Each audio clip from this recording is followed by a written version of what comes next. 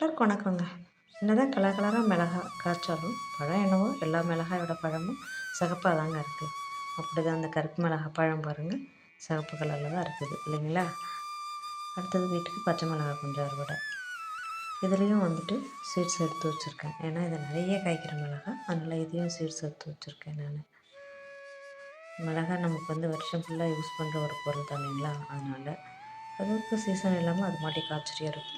பச்சை மிளகாய் எப்பயுமே எங்கள் வீட்டில் நான் கடையில் வாங்கினதில்லை. அதுக்கப்புறம் ரொம்ப நாளைக்கு அப்புறம் பச்சை கத்திரிக்காய்ங்க. பழைய செடியெல்லாம் எடுத்துகிட்டு புதுசாக வச்ச செடியில் இப்போ தான் காய்க்க ஆரம்பிச்சிருக்குது. இதுவும் சீடு போட்டு வந்தது தான். அதுக்கப்புறம் இந்த இடத்துல 2 3 ஏனத்தண்டு வெண்டை இருக்குதுங்க. அதுக்கப்புறம் இந்த இடத்துல ஒரு மரவெண்டை இருக்குது. அதையும் பறிக்கலைன்னா மொத்தி போயிடும். இன்னும் அறுவடை பண்ணால் ஏனத்தண்டு வெண்டை, பச்சை கத்திரிக்காய், பச்சை மிளகாய், கருப்பு மிளகாய் பழம். பிடிச்ச லைக் பண்ணுங்கள், ஷேர் பண்ணுங்கள், மறக்காம சப்ஸ்கிரைப் பண்ணுங்கள். நம்ம சேனலுக்கும் சப்போர்ட் பண்ணுங்கள்.